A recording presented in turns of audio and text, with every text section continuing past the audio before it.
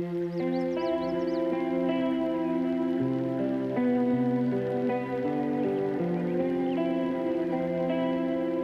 world's fastest Medallion load using Microsoft Fabric. But before we dive into what this thing is all about, then a short thing about me. I'm Brian. I'm from Denmark. I'm the principal architect of data and AI in a company called Philomite. I have a LinkedIn profile where I will happily hook up with anyone who reach out. I recently started a new website called decode.bi, where you can also find a blog post about this talk today. And after this session, the slides will be available on my GitHub profile, which you can also find here. I'm a Microsoft MVP from the data platform. I'm also a fast-track recognized solution architect on PowerBI and a Microsoft certified trainer. Enough about me, now on to the session. This is, of course, around Microsoft Fabric. How can we get the fastest Medallion load from bronze to silver to gold and onwards to our reporting solution in the fastest possible time? And if any of you have followed me on LinkedIn or my blog, you will know that this might be a part of the real-time intelligence part, and that is correct. Real-time intelligence is the service from Microsoft and a part of Fabric that utilizes the fastest query engine from the Microsoft platform for structured data, and it can also handle unstructured data, but it is quite fast for structured data. This is the new look of Microsoft Fabric, and after Microsoft Build, we also got a part of the Real-Time Hub, which is a part of Real-Time Intelligence. The Real-Time Hub is the one place for all your streaming data. I will not cover that today, but if you are fond of looking into what Fabric can do on real-time data, then I would highly encourage you to play around with the Real-Time Hub. It is quite fun. But today I will focus on the real-time intelligence part and dive into how can we load data from bronze to silver to gold in the fastest possible way. Underneath Fabric and in real-time intelligence, we have a new service, or rather not a new service, a new capability called an event house. And the event house consists of one or more KQL databases. And each KQL database in an event house, you could look at an event house as a server for your databases, even though it is not a server. But look at it, if you are from the SQL world, you could look at the event house as the server for your KQL databases. Each server can contain up to 30,000 KQL databases each. And I would love to see the use case for more than that right now. Each KQL database has its capabilities listed here. And what I would like to focus on today is the real-time transformation and complicated data structures. Oops, there's a spelling error there. Sorry for that. And that we can now use streaming analytics in near real time. So real-time transformation and streaming analytics in near real time. Of course, we can do unlimited scale in the data source, in the data format, and all the other stuff. But today I will focus on the real-time transformation and the streaming analytics in near real time. There you go. This could be a high-level architecture for how to handle your data streams. Event House and Real-Time Intelligence from Microsoft Fabric is the place to go if you have time series data, if you have streaming data, if you have IoT devices, if you have telemetry. All data sets that are streaming are possible candidates to be used inside the Event House and the Real-Time Intelligence part of Fabric. In this high-level design, we have an IoT hub, we have IoT operations, and perhaps some ERP data. The IoT hub and the IoT operations are candidates to go through the event house using the event stream operator. I will dive into the event stream when we go to the demos later on in this session. The event house then contains all your data, and that data can then be passed on to one leg. It can be passed on to a machine learning model, and then you can score your data live when it enters the event house. or you can pass it forward to PowerBI, the real-time dashboard, or the reflex operator. The reflex operator is the artist formerly known as data activator. That is now called reflex and a part of the real-time intelligence inside Fabric. So first of all, data comes from an IoT hub or any streaming data. It then processes through the event stream processor, and the event stream processor is a service from Microsoft inside Fabric, where you can begin to process your streaming data. You can begin to filter it, you can organize it, you can structure it, you can group it, filter, and you can do simplified operations on your data directly within the UI. When that has been done, then you save it directly into the event house, and the event house then stores the data in a KQL database. I'll show that also in the demo. When the data is available in the event house, you are actually capable of doing whatever you want with that data afterwards. You can send it forward to OneLake, copy it to OneLake. That is a matter of enabling a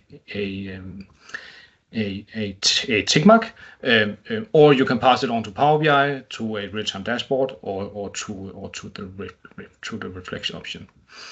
We also recently got possibilities to do real-time scoring on rows entering the event house and the KQL database. So if you have a machine learning model that exposes an API, as soon as a record or a new item enters the event house, you can call that API and have that row scored according to your machine learning model, and then the result will also be stored inside the event house. So highly capable of doing real-time scoring in the machine learning models if you have them or need them.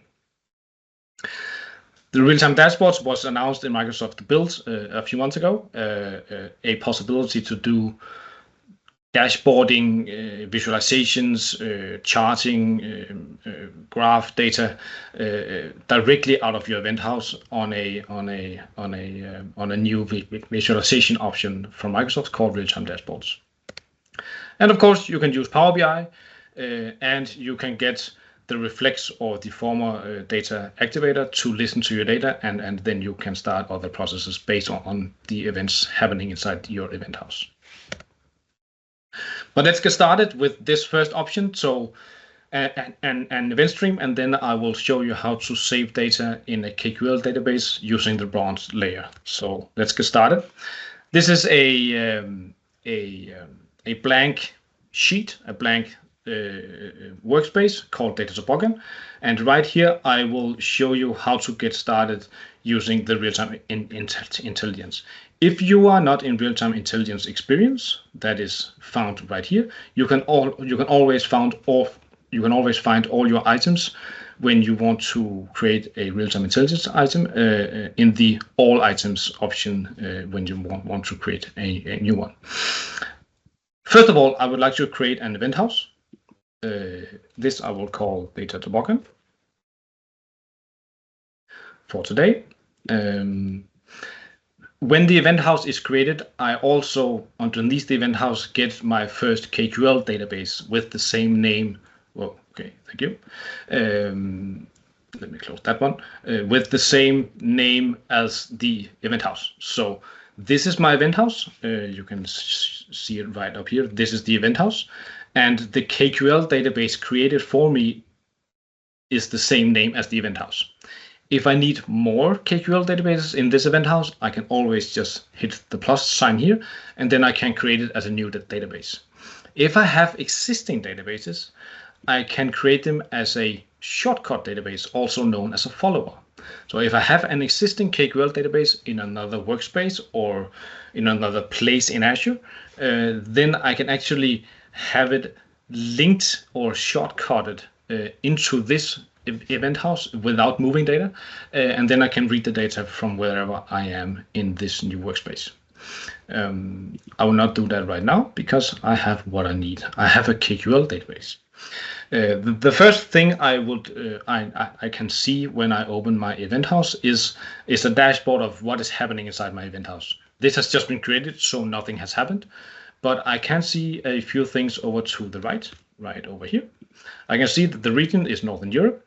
I can copy the URI of the cluster if I need it for PowerBI reporting. I can see when the last ingestion was, and I can see other things about this cluster slash event house if around what I needed. When I begin to do queries on my database, I can begin to see options of and information of what is the most queried databases, what are the queries, if any errors, and what are the durations. I can also see what are the users in my bottom left here, what are the most top 5 users. For this demo, you will only see me, hopefully, or else I'll be hacked. And what has happened in the last 7 days. In the top left corner, you will see how much OneLake storage am I using, also known as cold storage. The OneLake storage is a storage option where you live copy or just enable the copy to OneLake of every data that enters your event house, and then Fabric will make sure that the OneLake copy of your event house data is maintained and always up to date. And when I say always, it is not live.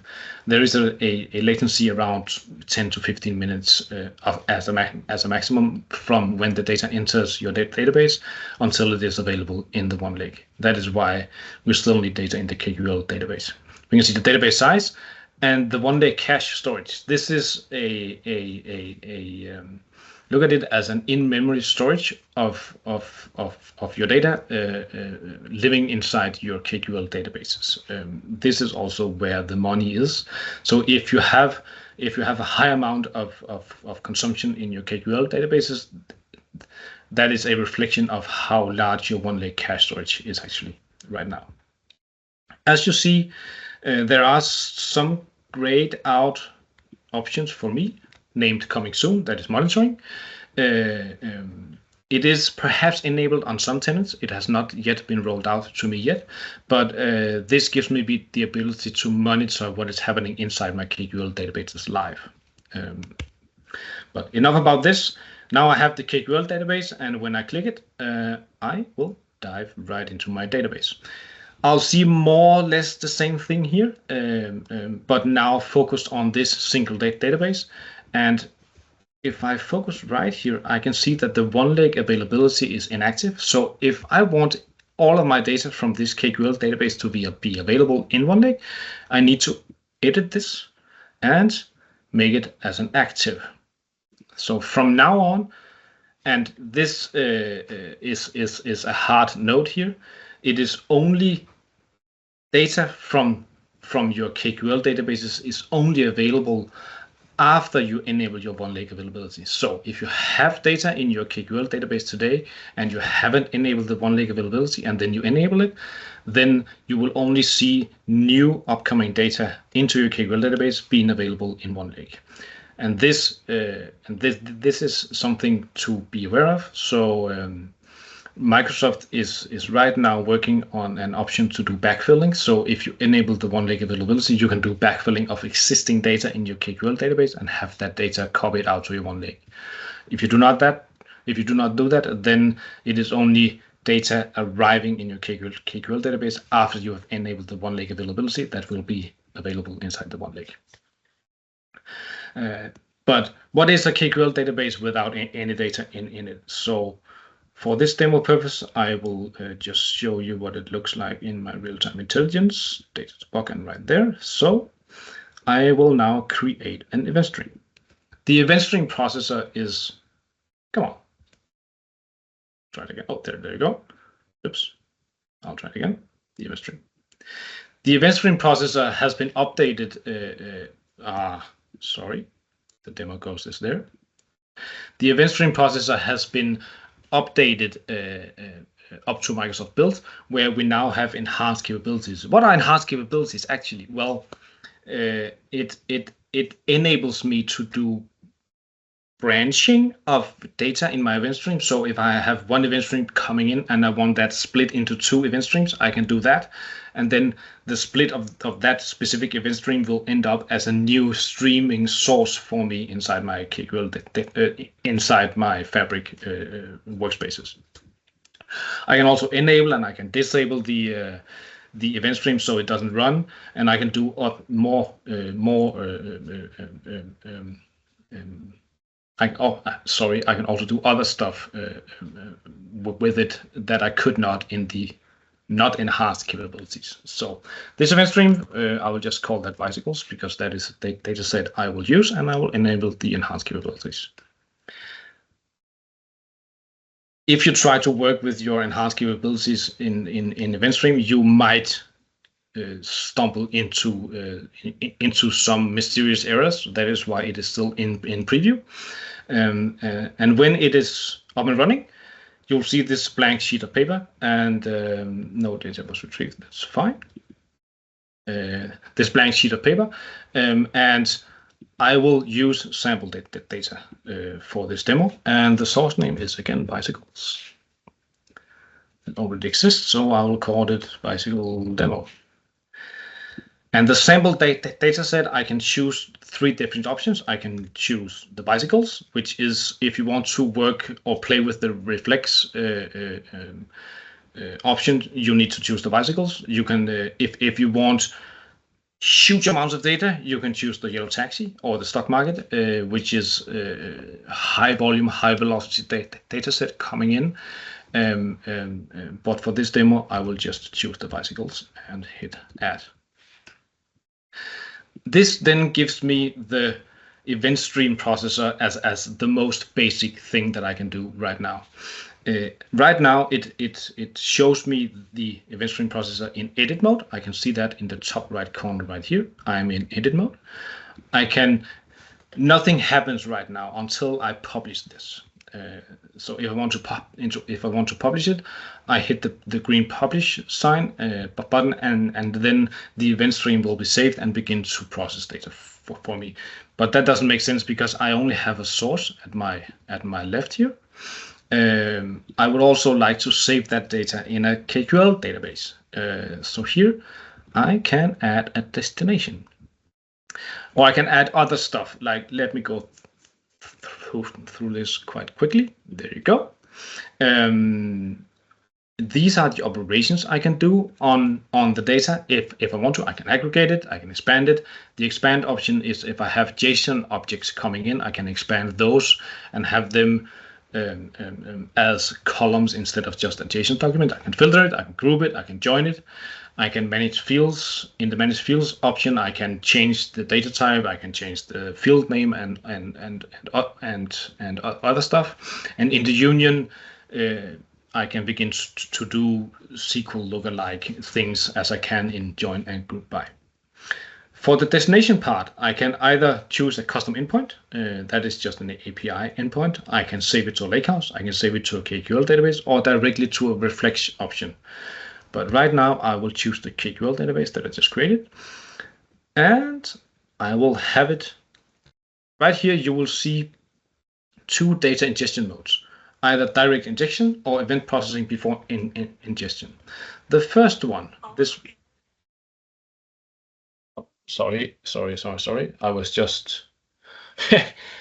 Siri just took over my session. I'm sorry for that. The direct ingestion mode here is actually, it is not the event stream processor pushing data to the KQL database. It is the KQL database listening to the event stream processor, asking, do you have any new data for me? And then the event stream processor says yes. And then the KQL database pulls the data out of the event stream processor. If I choose event processing before ingestion, then I'm into a push mode.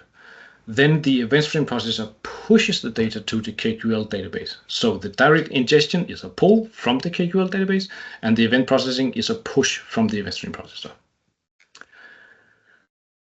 The destination name right now is the event house destination. So the name, the workspace is my data toboggan workspace. The KQL database is, and the destination table, I need to create a new one. Bicycles. Oops, sorry, bicycles. Done. And the input format is just JSON. Just keep it that because the event stream processor handles all of this for you. If I save it, It will take a while, but eventually this will begin to process all your data when it comes from the bicycle demo data set provided by Microsoft through the event stream processor and then out into the event house destination. I made again a spelling error there, but let me publish this, and I am now switching into a live mode. The live mode is visible in the top right corner. This is live right now, and after a few seconds, this thing should begin to stream data. If I click this one, I can see an example data set coming in. This is the example data set coming in. I have bike point ID, street, neighborhood, latitude, longitude, number of bikes, and number of empty docks as my data set. And this has not yet been, no data has come yet, but it will be eventually be there. While this is running, I will go back to my database. And I will do a refresh. Now I can see more options underneath my database. I now have tables which contains the bicycles. And I now have other options of creating shortcuts, materialized views, functions, and data streams. And the data streams right here should, come on, loading.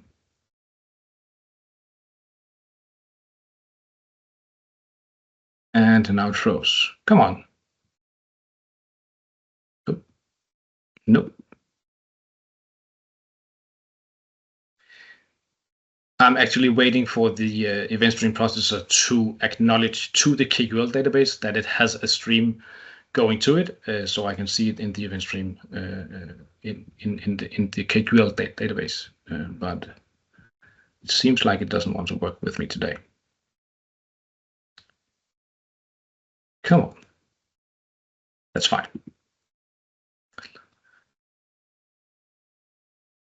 If I go back to my table, then I can see that the event stream processor has actually created this table with the same columns. And I can see in my middle part or the right part of the screen, I can see the columns with the data types matching the source. So while this is running, I'll just see why this is not running. Come on. Now it is streaming. Oh, there you go. Now it is streaming, and I can see a subset of the data that has been saved in my event house destination. So I should also be able to see that here. So if I explore my data, that is an option right there. And then I can just write bicycles. Then I'll just take 100 and run that. Here you can see now the data has been started to be streaming from the event stream processor to this table, and the table now contains data.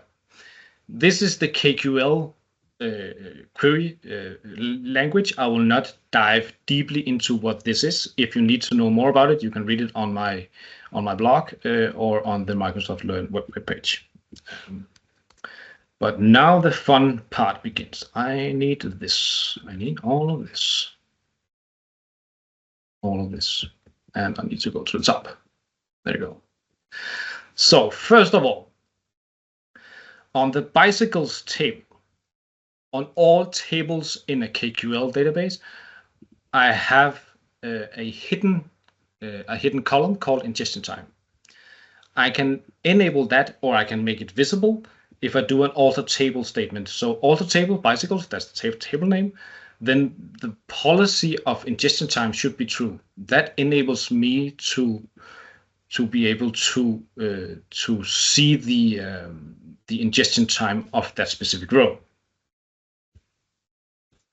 And if I now show you the ingestion time, then I have a new column called ingestion time, and that column has a $sign right next to it, telling me that this is a system managed column, which I cannot alter or change in any way, but I can just see what the ingestion time is. And this ingestion time is in in the ingestion time based in the Azure region that my event house is based in, and this is Northern Europe, and then the Northern Europe event house is then in Zulu time. So this is in Zulu. If any of you have ever played or interested in aviation, then you know what Zulu time is. It's the global standardized time set for the time. Yeah, but this ingestion time column then shows me when my row was inserted in my database, and even though I enabled this after the rows was inserted, I still get the ingestion time of the historical rows. You can see that it changes right here from from 1722 to 1723 and so on. So that was the first part. Now I have data in my bronze layer. So I have data in my bronze layer. I have taken it from the event stream processor, put it in a bicycle table in my bronze layer, and now the next thing is to put it in a silver layer. The silver layer, I will use a so-called update policy. An update policy in a KQL database is a live listener on any KQL table, which then handles new coming rows in whatever manner you need. If you have a KQL statement doing data manipulation, doing filtering, doing grouping, calculations, all that stuff, then for every row entering your bronze table, the update policy will handle that row based on your KQL statement. So if you have you might have, I only want bicycles with green or with 2 wheels, hopefully, or any other properties, then you can do that in an update policy based on a KQL statement. I'll show you that right here. But first of all, I would need to create my silver bicycle table. So my silver layer is just another table called silver bicycle, and I created as a full copy of my bronze table,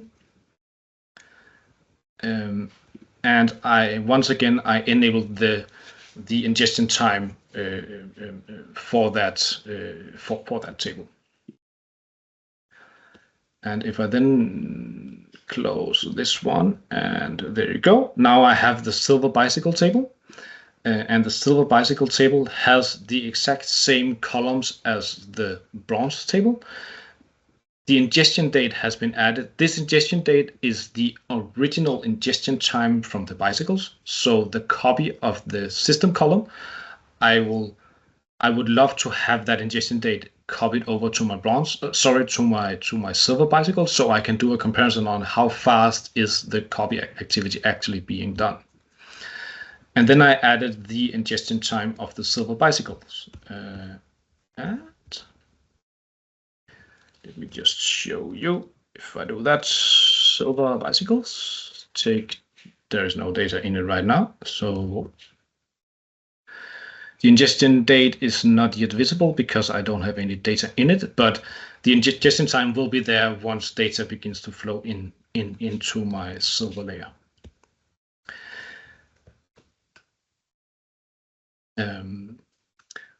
For a update policy to work, it needs to be the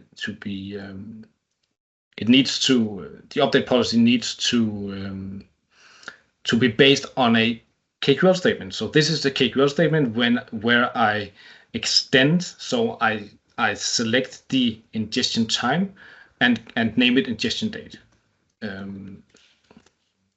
This is just a select statement where I add the ingestion time to the raw data. Then this is the fun part. Let me see if I can decouple this for you. First of all, I alter the table, the silver bicycle, to have an update policy connected, because the update policy is actually not connected to, is not linked to the source, but it is linked to the destination. So the update the silver bicycle will have an update policy, so a policy update, with a source table of bicycles, And the source query of parse bicycles, and the source query was this one up here, parse bicycles, that's that one. And I want it to be enabled, and I want it to be transactional. This option, transactional, means that if any row in a transaction fails, then the entire transaction will roll back. So if I have perhaps 10 rows entering my bicycles and those 10 rows are handled by my update policy, if one row fails in the update policy, then the entire transaction will fail and roll back. Just as you have it from a SQL server, if you have a transaction that fails, then the entire transaction will roll back. So let me add this update policy to the Silver table. There you go. And now I should begin to see data in my Silver bicycle. There you go. So now I have the Silver bicycle. It has now been added data from the Bronze bicycles that accepts data from my event stream processor. So the event stream processor saves data to my Bronze called bicycles. Then I have the Silver bicycle listening to that table based on this query called parse bicycles. And whenever a new query, or sorry, a new row enters that table, this query will be executed and the resource of that query will be saved in my Silver bicycles. This is what you see right here. This is the first 10 rows of that happening.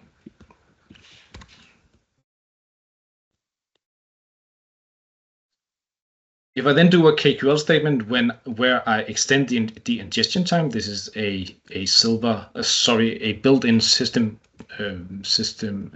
column. Then I would like to calculate time from raw to silver. So time from bronze to silver in milliseconds. That is the date time difference in millisecond from the ingestion time to the ingestion date. And I always get this mixed around because I want the earliest date to be the first one, but it's actually the latest date to be the first one. So. And if I show you this one, if I run this, then right out here, you will see now that the ingestion date, this is the original bronze ingestion date for any row entering the bicycles table. This is the ingestion time for the row being transferred into the silver layer. And this is the time in milliseconds from bronze to silver, 103 milliseconds. That is fast.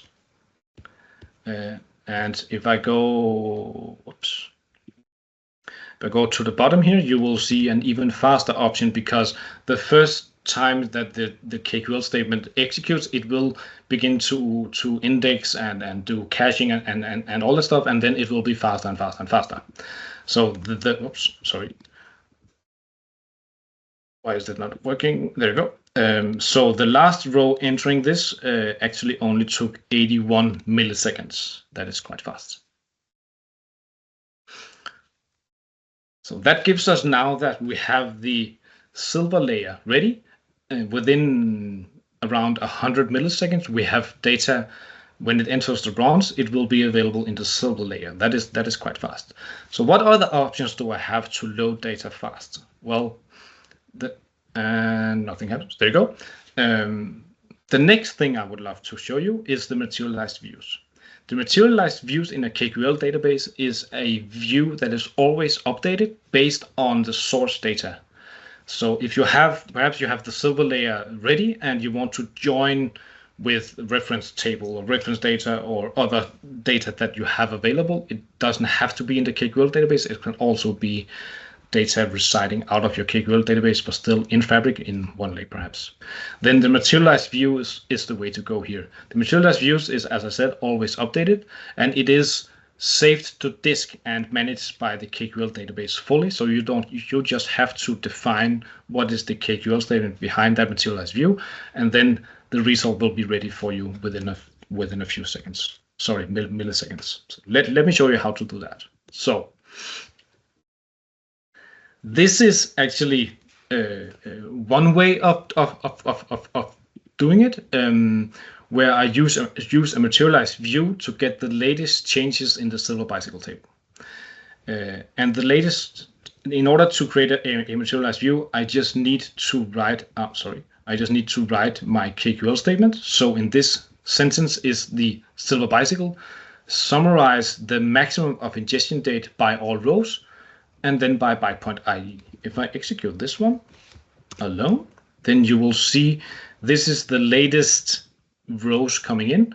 It showed me 120 records based on the ingestion time. So in the last ingestion, in the last batch from the event stream processor, I got 120 records, and these are the 120 records by bytepoint ID. When I have this ready and my result is what I want, I just need to create a materialized view. So .create materialized view with backfill equals true. So here I have a backfill option for historical data that it has already been in my original table. I call this materialized view the gold bicycle, and I want it and I want to connect it to the silver bicycle table. And if I run this one, hang on, there you go. Now and I get some where is it? There you go. I get some metadata options or information once I run this, that the materialized view has last been run at this point in time, and was executed at this point in time. So I created it at this point in time based on the millisecond, and it was last updated a few milliseconds later on. And I can see the query right there. If I want to unfold any query in my KQL database and the resource set, I can always click this arrow, and I can see that I can see other characteristics of this query. I can see that the name of the materialized view is called bicycles. It has a source table of silver bicycles. The query is this. It has materialized. It has last run. It has the last run result completed. If I get any errors, this will show me an error.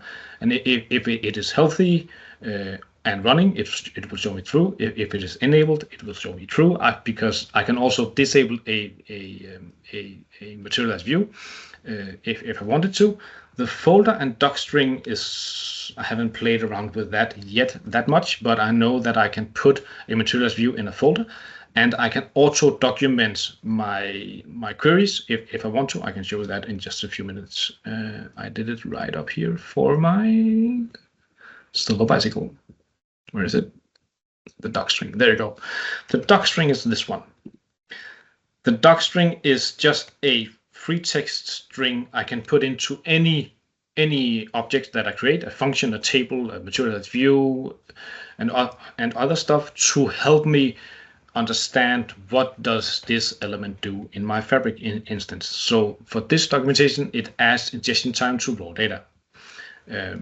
Of course, this can be more detailed, but I think you get the point there. So now I have my materialized view, and if I go back to my browser here, I will, if I refresh, come on, refresh. The refresh button has moved. Just refresh this. Whoops. I'll refresh the entire thing.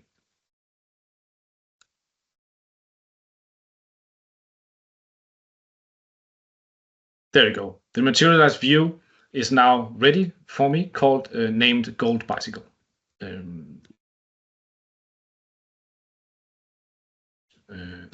This was not that. There you go. So now the materialized view has been created. And then if I want it, then I can change the batching policy for the tables, both the bicycles and the silver bicycle, in order for the batch processing to reflect the ingestion changes even faster. If I don't change the batching policy, then the batching policy will be based out of how many data how many rows are entering my bronze table, so my bicycles, and then on an arbitrary undefined number of items, the update policy will run. But here I can begin to manage that on my own. So this is the maximum batching time span. So a maximum of 10 seconds. So every 10 seconds, it at least should execute. So if it hasn't executed within the last 10 seconds, it will execute. Or if it receives 20 items or more, or if the raw data side that it has received is exceeding 300 megabytes, then the ingestion policy will also update. So this I will run for both my tables. So now I'll get faster ingestion times, even better. So if I go back here to the Gold Bicycle, and I will now explore my data again. There. Gold Bicycle, just take the first 100. So now I have loaded my entire thing from my event stream processor to my bronze layer, and then onwards to my silver bicycle within 100 milliseconds, and then no later than 10 seconds, my gold bicycle will also be updated. If I need this more, I can, or more often, I can always do this for every second or every 1 millisecond, but then I'll have to pay for every query time running. So now the data is live and ready for me to build a dashboard or a PowerBI report on top of it. And this is just the cleanup. But if I close this one and I create a new query set, I'll show you that one. New KQL query set. A KQL query set is just a select statement that is saved to your data, to your Fabric item, and that you can use in different ways. I'll show you that in a minute. Gold bicycle data. Great. And I would have it to log into the data toboggan database. So now I'm ready. I have the materialized views, the gold bicycles, and I have the bronze table, the bicycles table, and I have the silver bicycle data set ready. So if I want to just say gold bicycle, where bike point ID, no, sorry, where, let me just show you this, where take 100. Bicycle, and then where neighborhood equals Victoria.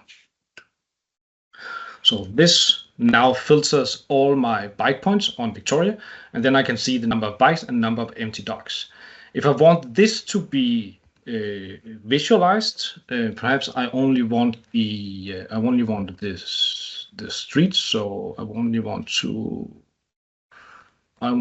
project. So project is select column.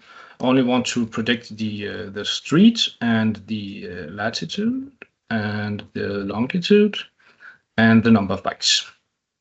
If I only want this, then I'll only select these 4 columns, and then I can pin this to a dashboard, to a new dashboard, and now I'm actually creating a new real-time dashboard. The tile name is just, let me call it Victoria Bicycles. Create.